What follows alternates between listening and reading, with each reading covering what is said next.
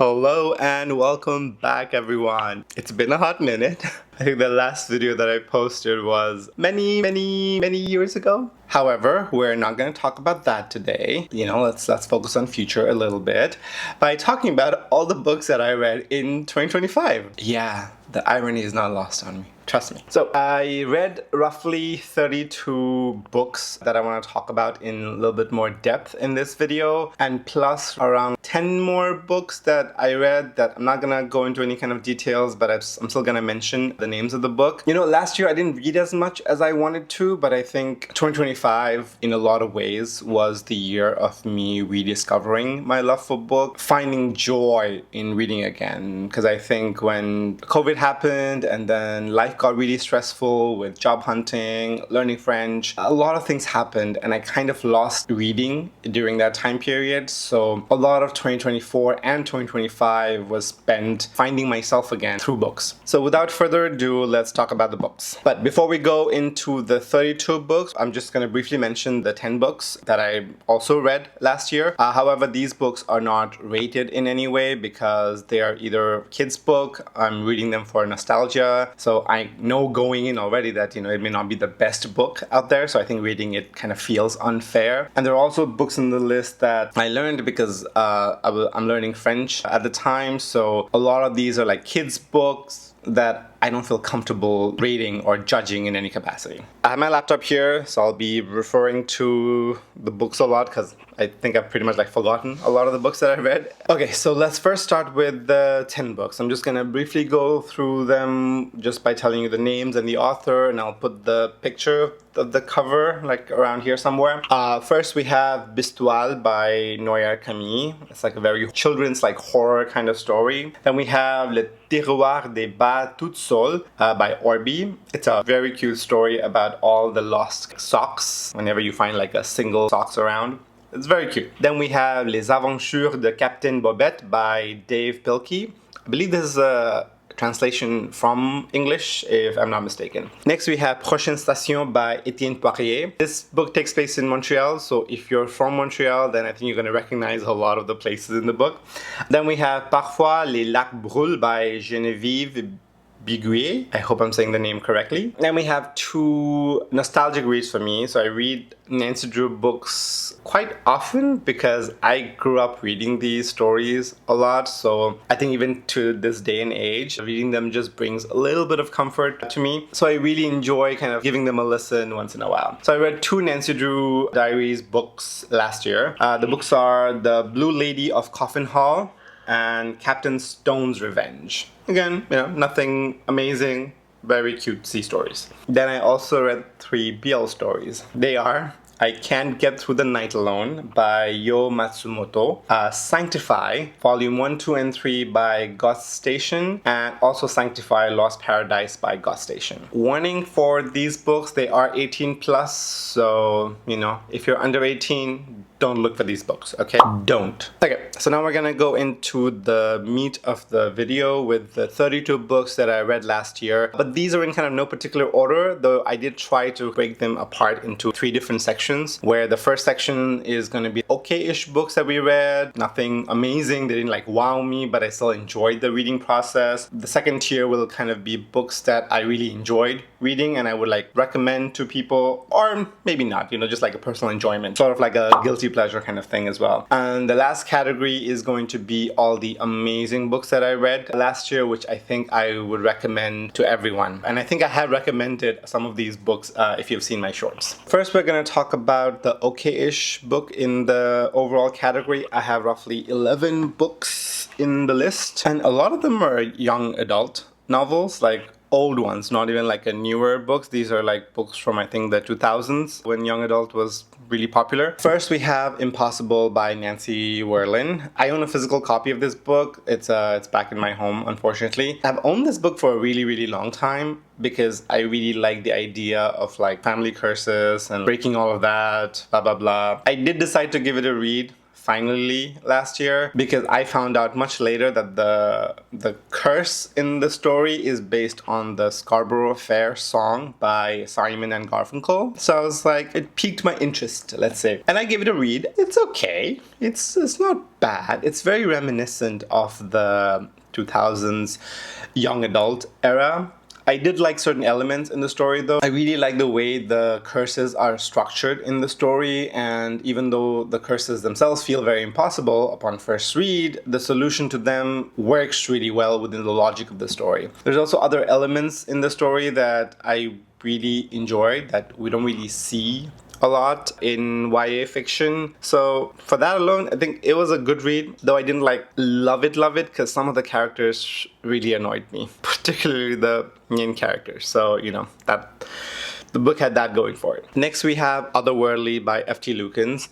One thing I will give F.T. Lukens, their book covers are gorgeous. A lot of their stories are queer stories, so I really want to read them. And I don't know if this was a good first start to their overall like oeuvre, but I didn't really particularly like love it. Like it was okay. I really like the concept of it. So the story takes place in a world or kind of like a city almost that has a perpetual winter. Like the winter is never going away, and our main character lives there, you know, trying to survive. And one day they meet this magical creature who could be the solution that they're looking for to end the winter. It is really cute. The friendship in it is really, really lovely, and the main romance between the two main characters also kind of like has a very slow, gradual development. I'm just not sure that it hit me, like it hit all the right notes for me. So I think it's a very like a personal bias opinion. I will give the author's other books a try though, because again, beautiful covers. So next we're going to talk about 6 books in one, because they're all part of like bigger story. They're a set of like 2 series, but that kind of form an overall larger narrative.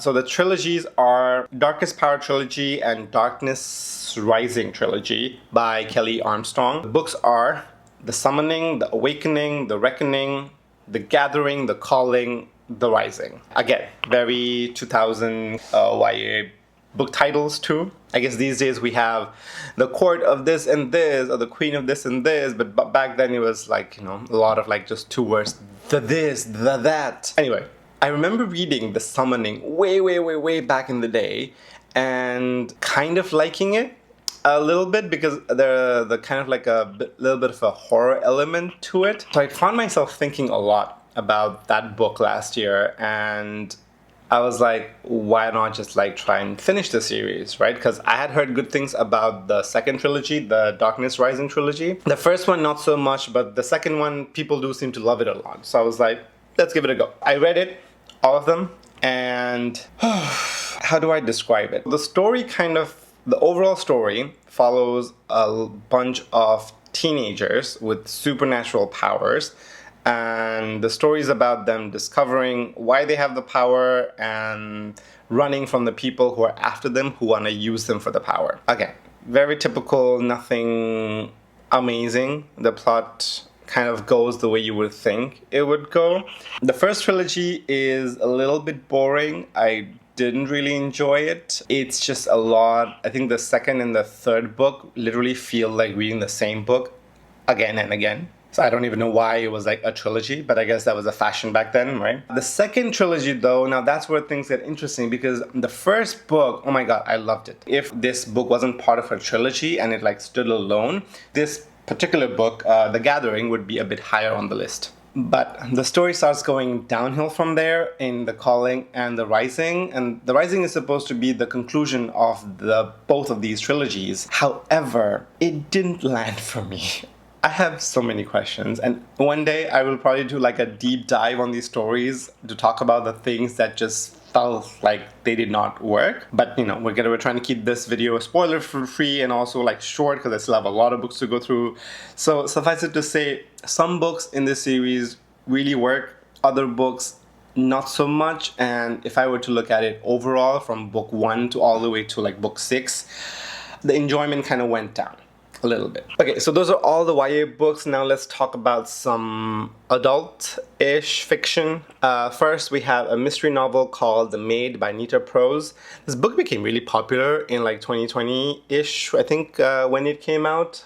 I think it was like a lot of like, and one of those celebrities kind of book club picks. I was really looking forward to this book because the concept of the book sounded really interesting to me, right? It's a murder mystery that takes place in a hotel, and our primary like detective or the protagonist in the story is supposed to be a maid who cleans in the hotel, who kind of knows everybody's secret kind of thing. So based on the summary alone, it sounded really interesting.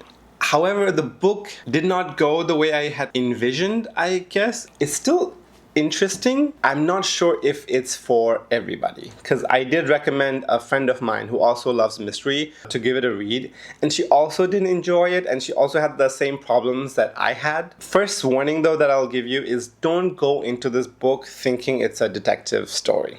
It's not. It's like a domestic thriller in the vein of every other domestic thrillers. The ending did redeem it a little bit for me, and I really like the main character. Reading the main character's perspective of things was very interesting. I thought the main character was autistic in the beginning, or on the spectrum, but the author had apparently said that no, she's just like quirky and different, so I'm not sure, but I read the main character as someone in the spectrum. For that alone, I do think, give it a read. It's a very easy read. It's short, it's not even that long, I think, and you'll get through it really quickly. So that was The Maid by Nita Prose. Next we have Silver Lady by Mary Jo Putney. I had heard the author's name around a lot in the historical romance genre. Whenever, I read a book in that genre, her name would kind of pop up. So when I saw that my library had the audiobook for this one available, I decided to pick it up because I needed some easy read while I was traveling from Montreal to New York and New York back to Montreal. And so I decided to give it a read. And, it passed the time for sure. The beginning of it I found intriguing. It's set in a world where there are people with magic, but they're kind of ostracized by society. And so we have this like elderly couple who are also, I think, like some earl or lords or whatever. And they basically adopt a lot of these kids with magical powers whenever they find it, because they themselves have magical powers. And the male main character now works for the government. He's kind of like a spy almost, because he has a sixth sense that tells him or warns him of any impending disaster or anything. And our main female lead, when we're introduced to her, she basically doesn't have any memory at all and is being controlled by this group of bad guys who want to take advantage of her powers. Very intriguing beginning, loved it, but as the story progressed and as our two main characters meet, not so much. It is based on an actual historical time period in English history, I believe, from the author's note. But again, didn't really care much because I didn't really find the characters very endearing, and in romance novels you don't find the main leads very interesting. You don't really care about their romance either.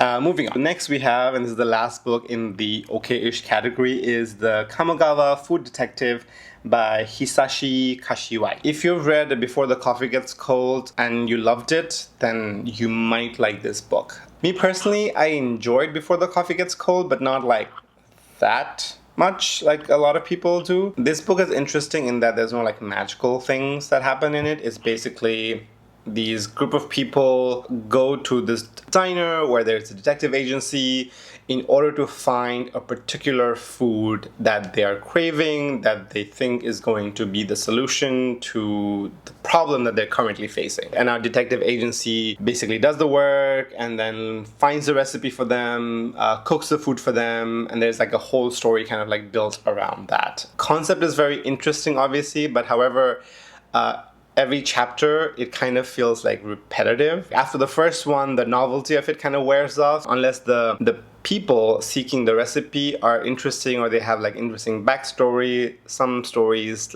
don't really hit you the same way. So yeah, if you like Before the Coffee Gets Cold, this one might be for you. Okay, moving on to the second category in the overall list, the books that I enjoyed, that I had a really good fun time with. I'm not going to say all of them are like great literature, maybe. Since we talked about translated book at the end of the last one, let's continue the tradition and talk about a translated book for the first one in this list. The book in question is Welcome to Hunyundam Bookstore by Juan Boram. This book is a feel-good story. It's about this woman who is dealing with things in her life and kind of needs a break. So she decides to use up all of her savings and everything to start a bookstore for however long she can do it. And following her in her journey are some of the other characters that are part of the bookstore or part of the neighborhood in general. If you're dealing with stuff in life and need a little bit of consolation, or you want to feel good in the moment, you want to feel comforted by a piece of literature, this book does the job. I read the book at a time period where I was going through a bit of stuff with life and work, so reading this book was just like a piece of comfort that I was able to get. Although I'm not sure how I would enjoy it if I were to reread it, because I've also read that it doesn't really work for everyone. But for me, honestly, the Japanese and Korean translated comfort books sometimes really do the trick for me and sometimes really fall flat. This one is kind of in between. It really touched me in some ways, and in other ways I was just like, let's just skip that chapter. Next, we're going to talk about 3 Frida McFadden books. I read a lot of Frida McFadden last year. The books in question are The Housemaid, The Crash, and The Tenant. I'm not going to go and talk about these stories too much in detail individually, but they're all domestic thrillers. I'll just share some feelings that I had when reading these books. So with The Tenant, it was kind of like meh in a way. A lot of things happen to set up this mystery initially in the story. So for me, I was curious about like how all of these things happened, and the plot twist happened, and I mean, yeah, it explains it. Did I believe all of it? I'm not sure, but it happens and it's interesting as far as like domestic thrillers go. The Crash. Now this book made me mad, particularly at one stupid freaking character. Even thinking about the character right now just wants me to punch her in the face if she was a real person. Oh my god, this book. Okay, calm and collected. Housemaid. This one, I believe, is like her most famous work to date, like one of her first bestseller. And it's interesting. It has a very interesting plot twist. The story, as the name suggests, follows a housemaid with a bit of a shady past that we don't know about in the beginning of the story, who gets hired to work for this rich family despite that past. She takes the offer, really excited to go and work. However, when she starts working, not everything seems okay in the house. And as the story unfolds, obviously we find out what's wrong with these people, what kind of fucked up are they. It has a bit of a plot twist that's very reminiscent of another very popular book. I'm not gonna name the book because I think that might be a little bit of a spoiler. But yeah, I think the movie's out now. I may or may not give it a watch because I think they might do something different in the movie. So yeah, those are Frida McFadden books. Fun, easy thrillers that just do the job of entertaining you for the time that you're reading them. So that's why they're in the second category and not like the first category, because I did enjoy them. Sometimes the plot twist works, sometimes they don't, but I think that's like to each their own. Some people will like her work and some people just won't gel with it. And some people will just read them for like the guilty pleasure that they are. So the next book that I read is a historical romance by one of my favorite authors. It's called Shadow Music by Julie Garwood. I've been reading Julie Garwood for many years now, and I absolutely love her. I think she was one of the very first author who got me into historical romance and romantic suspense, mostly because of just the way she writes her stories. Like, I really like her writing style, and also her main characters. Her female main characters and her male main characters are always just so interesting. So this story feels like a mix between a historical romance, treasure hunt story, plus a murder mystery, all like wrapped up in one. So there's a bit of that thriller element as well. It's really good. We follow our main character, who in the beginning of the story, we find out that she's also part of this another set of royalty that has a bit of mystery around it, specifically regarding like a hidden treasure. And at the start of the story, the King of England arranges her wedding to this laird up in Scotland. However, not everyone is happy with this arrangement, so there are people out to get her for their own benefits. Our male main character, however, is not the guy that she's betrothed to marry in the beginning of the story. He's someone completely different. So much variety. Absolutely love Julie Garwood. I'm gonna try and read more of her books this year because there are still a lot of her books that I have not read. So yeah, Shadow Music by Julie Garwood. If you love romance, I do think you should give it a try. Then we have The Wild Robot by Peter Brown. The only reason I picked this book up was because I watched the movie and I cried like a baby, like a lot. I was a mess at the end of that movie. So I really wanted to read the book that inspired the story. Now, are the story the same? Yes, for the most part. I would say like 80% of the story is kind of like same, but then there are those like 20% differences. Like some characters in the book, they get like a little bit of an upgrade and become a bit more important players in the story. So it's a little bit of a hit and miss, but I think because I enjoyed the movie so much, I really also enjoyed the story that kind of inspired it. So our story follows a wild robot who finds itself in a remote island and has no idea who it is, what it's supposed to do, until it has to take care of a baby gosling. The story basically follows the robot, Roz, getting along with the other animals in the island, and it's just a beautiful story. Like, it's a kid's story, so I think the optimism in it is very like evident.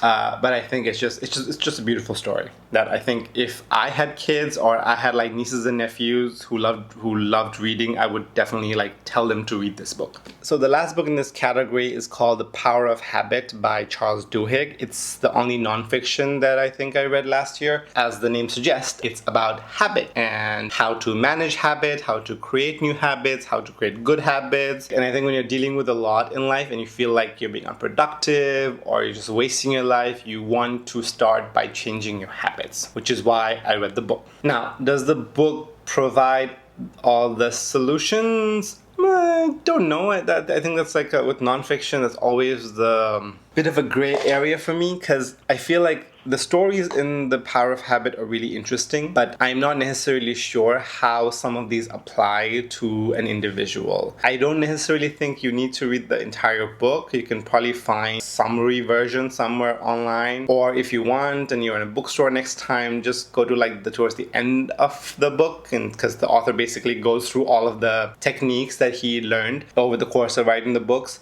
So he just kind of summarizes it all for you. So, you know, you could also do that. It's the only nonfiction in my list. I don't read a lot of nonfiction, but I do read some here and there. If you do get a chance to read, do give it a read. And if you read the book, tell me how you're implementing the methods in your life. Finally, we're at the category of books that I absolutely adored last year. I basically love pretty much all the books in this list, and I will recommend them to everyone that I can. So the first series of books that I want to talk about are part of the same series called The Murderbot Diaries by Martha Wells. Last year I read book 2, 3, 4, 5, and 6. Artificial Condition, Rogue Protocol, Exit Strategy, Network Effect, and Fugitive Telemetry. I think I loved all of them.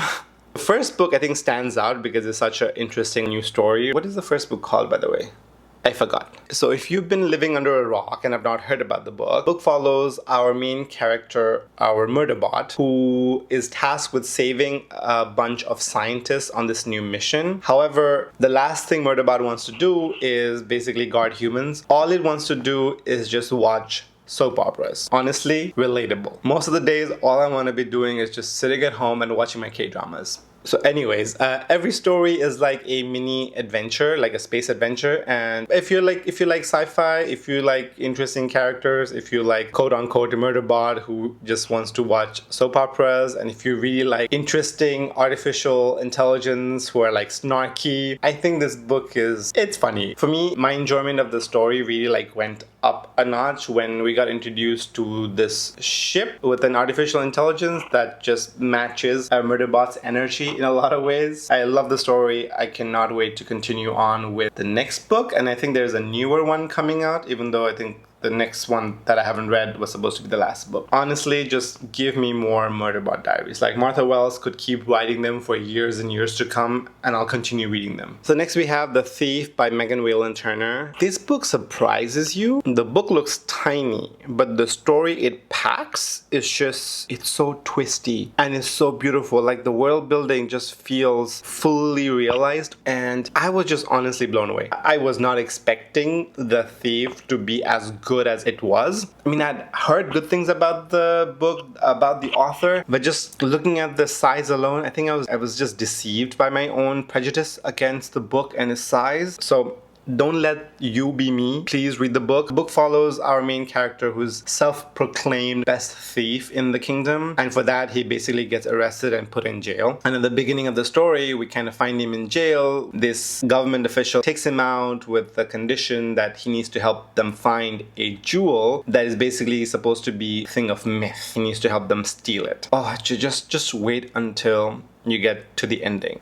Chef's kiss. So good. Then I read Dungeon Crawler Carl by Matt Dinniman, and this book it's just so much fun. I feel like a lot of people have read this book at this point, and if you have not, let me tell you why you should read it, especially if you're a game lover. This book is basically an RPG in a book format. I guess that kind of makes sense because this is literally part of the lit RPG genre, which I didn't even realize was a thing until this book came into my radar. It's a lot of fun. This book follows our main character Carl, who finds himself alone with his ex-girlfriend's cat after the world basically gets destroyed by these aliens, who then force all living humans to go into a dungeon and basically fight their way through like different levels of the dungeon. I think Carl is just a very fun character to read, and he just screams a lot. And then we also have the cat, who's called Princess Donut. You'll love Princess Donut. She's just amazing. I'm currently actually in the process of reading the second book, and it's just as good. So yeah, Dungeon Crawler Carl.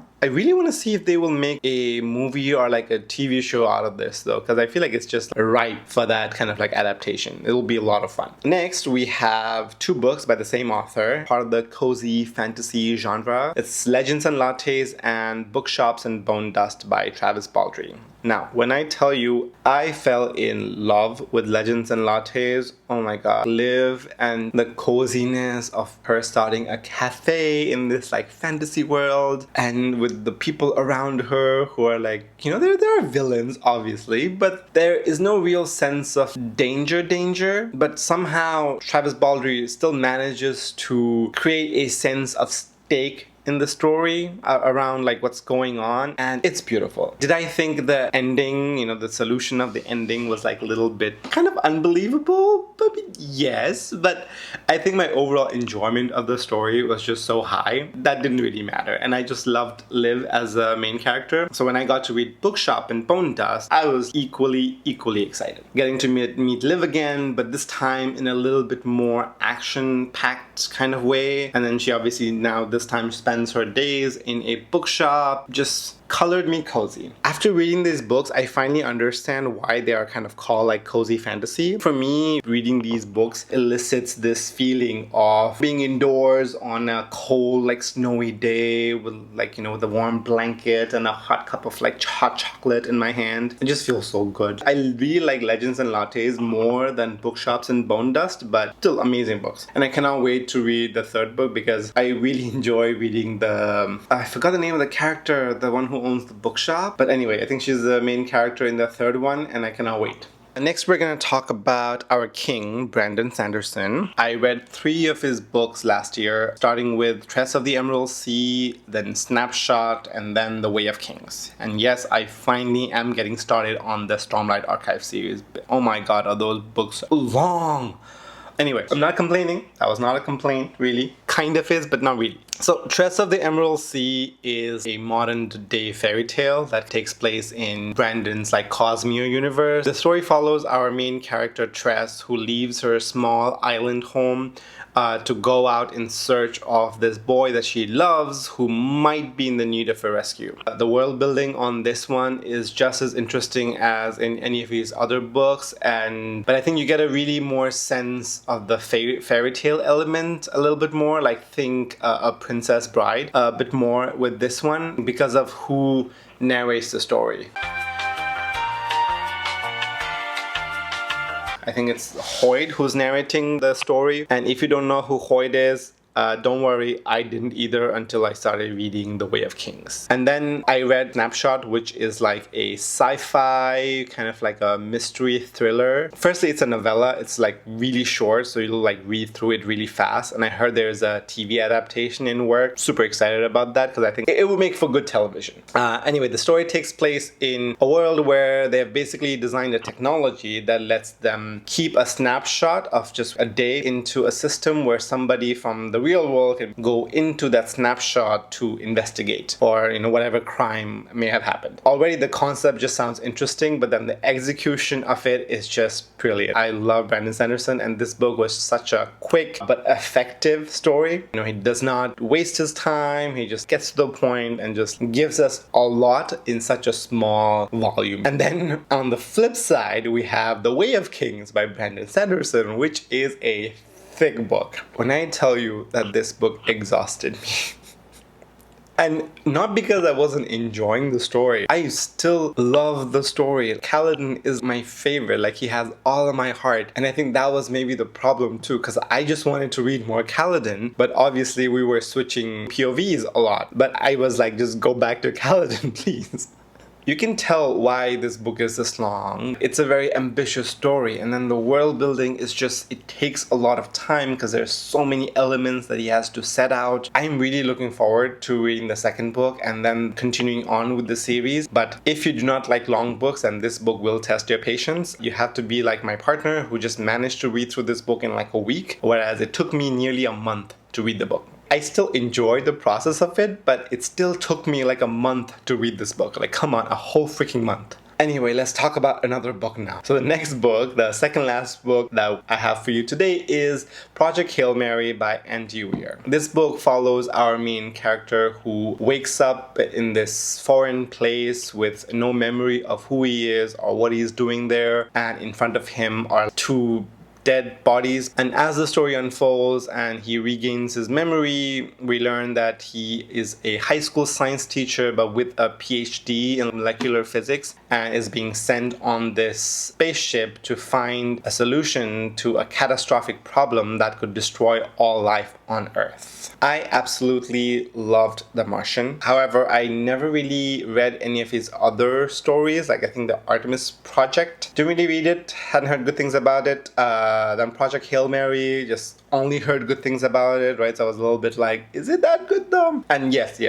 answer is yes, it is that good. It's beautiful. I think one thing Andy Weir really does well is his stories are still grounded in real life science. The logic behind how the world works is still very much rooted in what we currently know about physics. So that really makes what happens in the story all the more exciting, because if you feel like there is a sense of realism to the story, if we had the advancement in technology, we could make it happen. It could be a reality. On top of that, I think he also infuses his story with so much optimism. I think optimism is Andy Weir's like strength. This book is just super hopeful. It's action-packed and it's just really, really like sciencey. And I just loved Andy Weir for that. And I cannot wait to watch the movie, because the reason I actually decided to pick up this book was after I saw the trailer. And I know there's a little bit of discourse going around online regarding the trailer basically being like a giant spoiler for the book. Yes, like the trailer does spoil a certain element in the book, but for me it didn't necessarily feel like that big of a spoiler. But again, your bandwidth could vary on the whole spoiler territory, so be warned. If you want to read the book, maybe try not watching the trailer for the movie.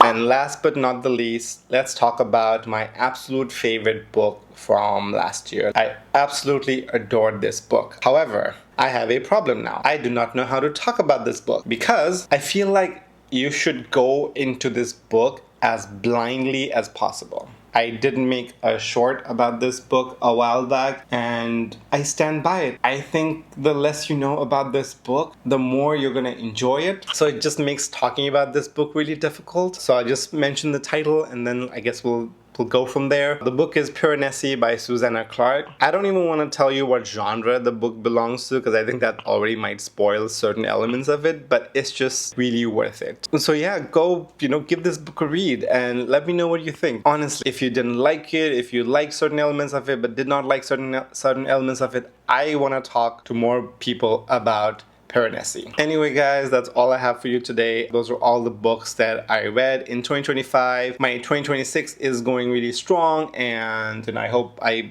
get to make more videos talking about books and share with you guys. In that vein, if you've read any of the books in my list today, let me know what you think about it, and if you have any good recommendation based on what you think I liked in this video, do let me know in the comments down below. And I'll see you guys next time. Bye!